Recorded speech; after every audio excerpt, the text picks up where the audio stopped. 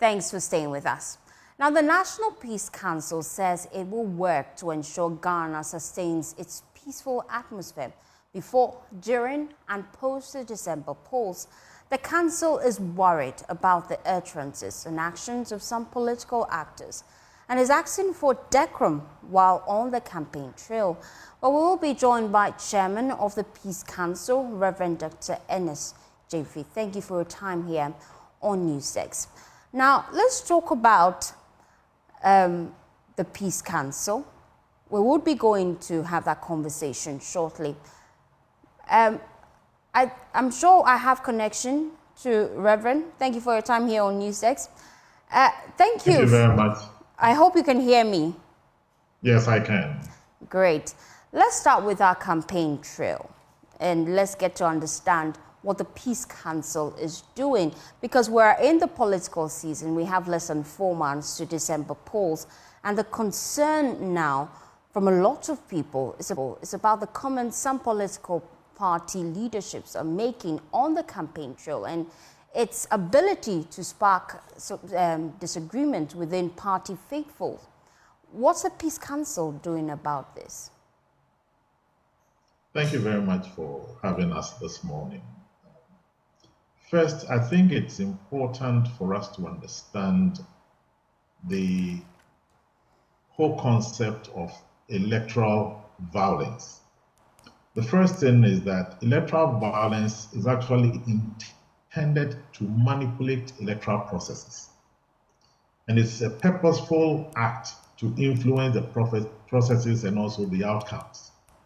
So sometimes when we see what the political actors are displaying, some of these things are intentional and they are done to ensure that they can manipulate the process.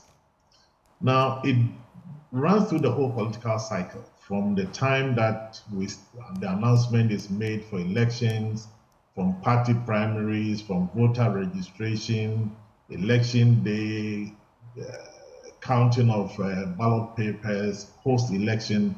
All of these things are done specifically to manipulate the process. And it's important that the public understands these things and to determine what to do with these. Because if we don't, and we allow those processes to continue, it's likely to lead us into a much more serious situation.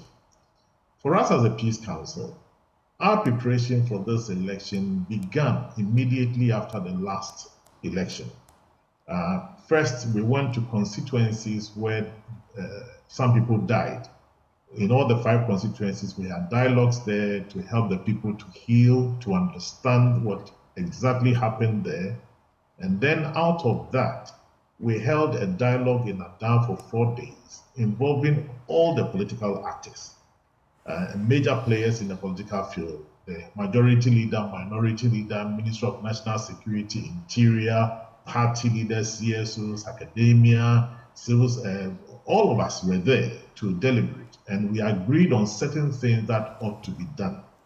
Some assignments were given to the Peace Council. As I speak now, the Peace Council has executed everything that we were asked to do. Part of it was to ensure that the NDC returns to IPAC, which was done in December. We've had the hate speech document done, the guidelines on hate speech and intemperate language has been developed. It's been disseminated to the political parties, the media landscape.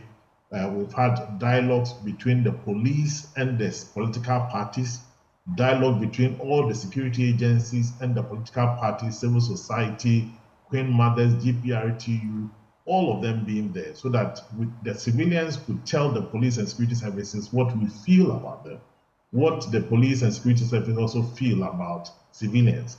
Specific dialogue between the police and the parties alone for them to sort out whatever differences they have.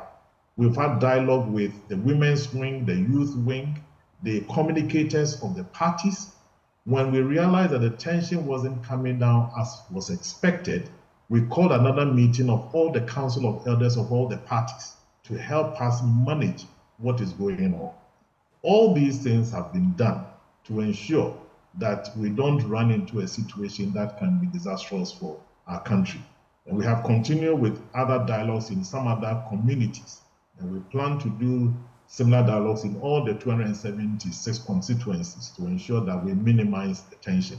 But we must first understand that electoral violence is intended to manipulate the electoral processes, and people do them intentionally. The social media is now very active when it comes to campaigns. And then we see a lot of allegations of misinformation and disinformation being spread on social media. That also has the potential to incite voters and also spark violence. What's the Nat'l Peace Council doing with regards to social media and engagement with political actors? Thank you. In the first place, we've had some discussion with the GJA Media Commission, then Media Foundation for West Africa, and we are all working together. First was what we did in terms of the development of the guidelines on hate speech and intemperate language. Secondly, there's been training. We've done training for at least about 150 people within the media landscape. We are working with Fact Check Ghana to monitor what people say, whether they meet the threshold or they go beyond the threshold. Sometimes some of the things said may not actually be the case.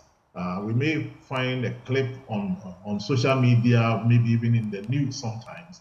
We go behind the news and behind the story to find out exactly what actually happened. And this is what part of the work we do with Media Foundation for West Africa and Fact Check Ghana, so that we can be sure of what has been done.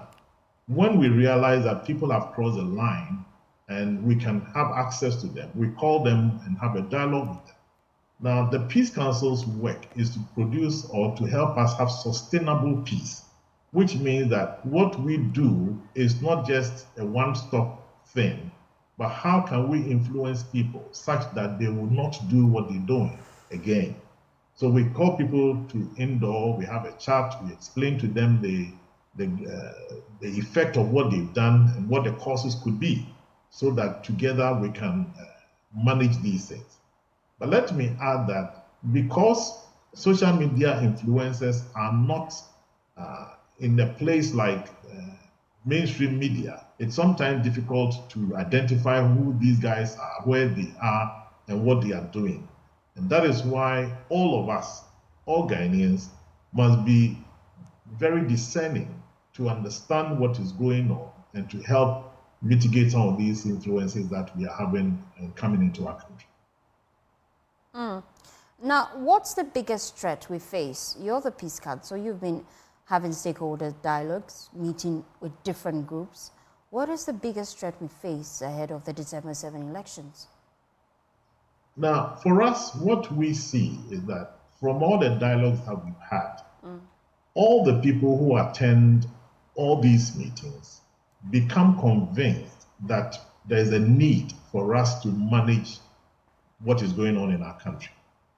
The challenge we've had is that these political leaders are unable to transmit what we learn at these dialogues and these meetings to their grassroots.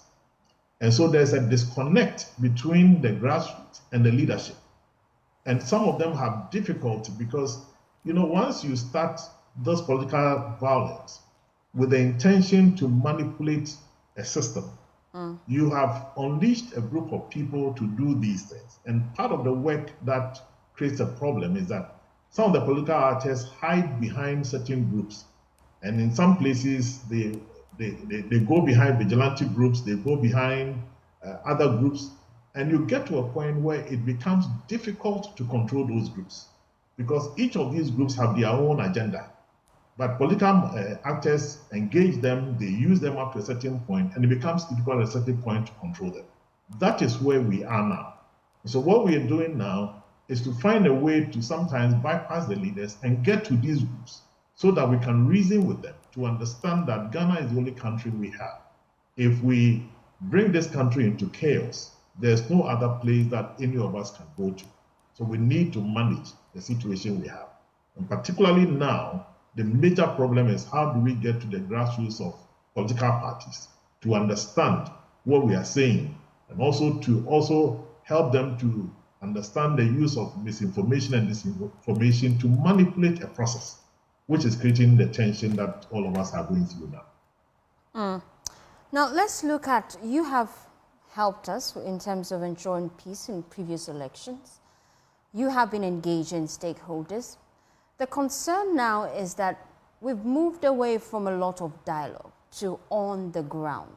There are a lot of hotspots in the country where the EC, they are concerned there could be pockets of violence. Has the National Peace Council been to some of these hotspots to engage with the people? And what measures are you putting in place to mitigate potential violence, especially in some of our northern borders? Thank you very much. A lot of work is going on in the 5 northern regions. This year, fortunately, we had funding from the Global Peace Fund, the UN Global Peace Fund, to do that project.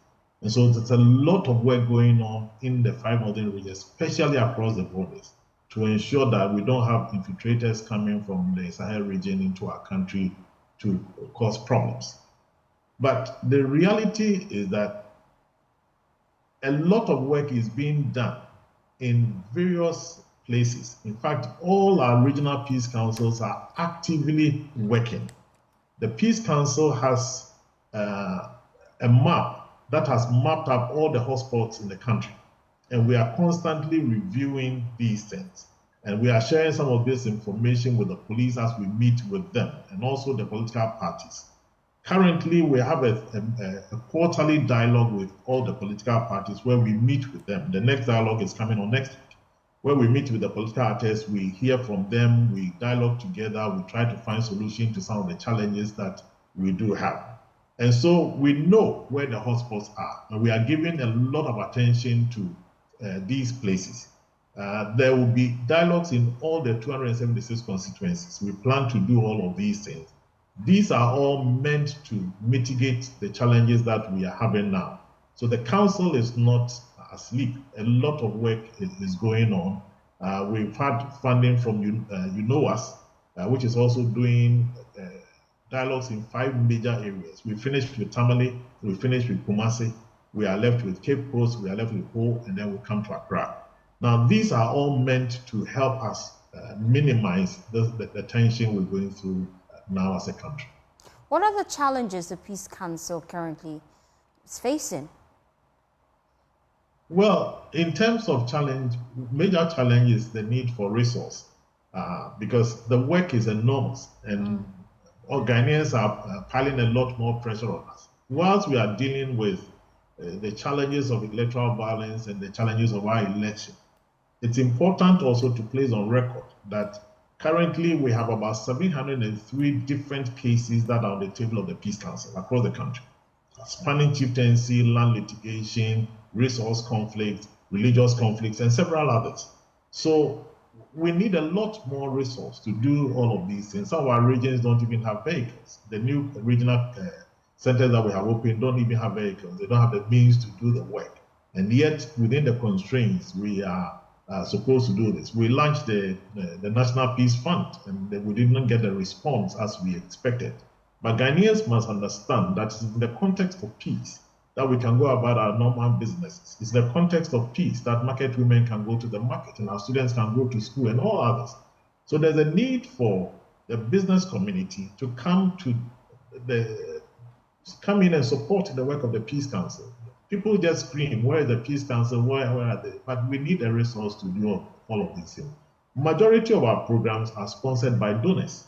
And when we threw out the thought that we needed about $1 million for our election-related things, people were screaming all over, what do you need the money for, and all of these things. This was the budget we presented to Parliament. And out of the budget of 26 million, which we requested, we were only given 12 million. And even the 12 is not money that has been given to us. So we have a shortfall. Thankfully, we've had donors who have come in. UNOWAS is helping. ECOWAS is coming in. Commonwealth is coming.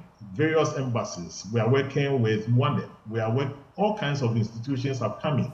As we speak now, almost $800,000 of that budget has been raised by donors. So the public must understand that peacekeeping and peace building is very expensive, and people should help us to get this work done. In preparation for the setting up of our situation room, the monitoring of elections and all of it, these are very expensive projects. And the public must understand this and come to the support of the Peace Council.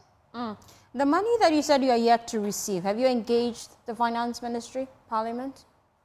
No, that was approved by Parliament, so that is what has been allocated. And remember, we are under Ministry of Interior, and Interior has the police, they have immigration, they have fire service, and we are also part of that. So whatever is assigned to the ministry is we get a portion, and that is why we go out of that to seek support from other donors, and we have these donors who come in to support us to do the work we do. You've been around for a while. You've monitored electoral procedures over the years.